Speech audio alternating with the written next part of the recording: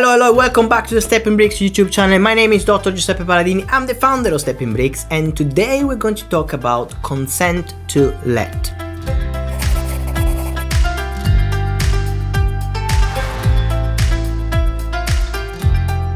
If you want to rent your property, let's say you have a residential property and you want to let it out because probably you're relocating or you're planning to do something else, you're probably moving in with your new spouse, then you have this property empty but you have a residential mortgage on, then you need to change the mortgage. But before you change the mortgage to a buy-to-let mortgage, you can speed up the process and do a request a consent to let to your lender. What is a consent to let? It's basically a request that you're going to give to the lender that has the mortgage with you, and you say, look, I'm in a situation where I need to rent out my property, however, I'm still tied in with, I don't know, a fixed rate mortgage. Would it be possible to have a consent to let so I can rent it out to tenants?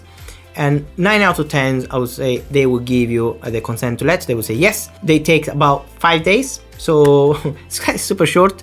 So for example, if you need to rent it out in 5 days time, you can apply today. In 5 days time, they will give you this letter of consent, which means that you can now rent it out to tenants without changing the mortgage. Because of course, changing the mortgage, it means that you have to probably pay a penalty fee for exiting the mortgage, an early repayment charge, or you need to probably go into a higher interest rate and so on. So if you want to stay on the same rate, don't need to change anything, no survey of your property, no new valuations, no paperwork, nothing at all. You just contact your lender, you explain the situation, and they can give you the consent to let, which is more or less 5 days, and then it's going to be valid, listen to this, it's going to be valid for 12 months. So you got this consent to let for 12 months, and then after the 12 months, if you're still planning to continue renting it as a buy to let, then you can switch mortgage. So now you have 12 months time to decide if you like it or not being a landlord. That's a very favorable situation if you want to just try it out to be a landlord. So in this situation, what happens is that you have 12 months time, you rent it out, and then after 2 months you decide if you want to continue. You switch it to a buy-to-let mortgage, which is different. Okay, you have probably different rates nowadays. They're kind of similar, but you have different criteria for the lender.